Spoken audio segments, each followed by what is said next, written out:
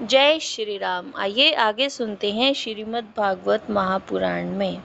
दीति बोली कि भगवान शिव मुझ पर प्रसन्न हो। श्री मैत्रेय जी ने कहा कि तुम्हारा जो चित्त है वो प्रभु चरणों से ज़्यादा अपने पुत्रों की कामना से अभिभूत है। अतः महात्माओं को जब किसी का चरित्र शुद्ध करे उस समय संपूर्ण लोगों की रक्षा करने वाले श्री जगदीश्वर कुपित होकर अवतार लेंगे और इंद्र जैसे पर्वतों का दमन करता है उसी प्रकार उनका वध करेंगे। और फिर कहा, अदिति, तुम्हारी कोख से दो बड़े ही अमंगलमय और अधम पुत्र उत्पन्न होंगे और वे बार बार संपूर्ण लोक और लोकपालों को अपने अत्याचारों से रुलाएंगे। और जब उनके हाथ से बहुत से निरपराध और दीन प्राणी मारे जाएंगे तब प्रभु अवतार लेंगे। दीति ने कहा, प्रभु, मैं भी यही चाहती हूँ कि यदि मेरे पुत्रों का वध हो तो वह साक्षात भगवान चक्रपाणि के हाथ से हो, किसी ब्राह्मण के श्राप से ना हो। जो जीव ब्राह्मणों के शाप से दग्ध अथवा प्राणियों को भय देने वाला होता है उस पर कभी भी प्रभु दया नहीं करते।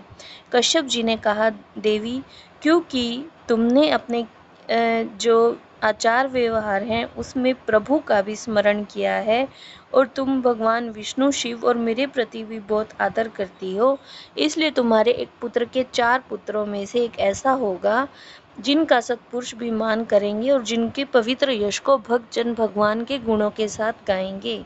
जिस प्रकार खोटे सोने को बार बार तपाकर शुद्ध किया जाता है उसी प्रकार साधुजन उसके स्वभाव का अनुकरण करने के लिए निर्वैरता आदि उपायों से अपने अंतःकरण को शुद्ध करेंगे। जिनकी कृपा से उन्हीं का स्वरूप भूत यह जगत आनंदित होता है वह स्वयं प्रकाश भगवान भी उसकी अनन्य भक्ति से संतुष्ट हो जाएंगे। दीति, वह बालक बड़ा ही भगवत भक्त, उदार हृदय, प्रभावशाली और महान पुरुषों का भी पूज्य होगा और अपनी प्रौढ़ भक्ति भाव से विशुद्ध और भावान्वित हुए अंतःकरण में श्री भगवान को स्थापित करके देह अभिमान को त्याग देगा। वह विषयों में अनासक्त, शीलवान, गुणों का भंडार, दूसरों की समृद्धि में सुख और दुख में दुख मानने वाला होगा। उसका कोई शत्रु नहीं होगा तथा चंद्रमा जैसे ग्रीष्म ऋतु के ताप को हर लेता है वैसे ही वह संसार के शोक को शांत करने वाला होगा। जो इस संसार के बाहर और भीतर सब और विराजमान है, अपने भक्तों के इच्छा अनुसार समय समय पर मंगल विग्रह प्रकट करते हैं और लक्ष्मी रूप, लावण्य मूर्ति, ललना की भी शोभा बढ़ाने वाले हैं, जिनका मुखमंडल झिलमिलाते हुए कुंडलों से सुशोभित है, उन परम पवित्र कमल नयन श्री हरि का तुम्हारे पुत्र को प्रत्यक्ष दर्शन होगा। श्री मैत्रेय जी कहते हैं, विदुर जी, दीति ने जब सुना कि मेरा पुत्र भगवान का भक्त होगा तब उसे बड़ा आनंद हुआ और ये जानकर कि मेरे पुत्र साक्षात श्री हरि के हाथों से मारे जाएंगे उसे और भी अधिक उत्साह हुआ।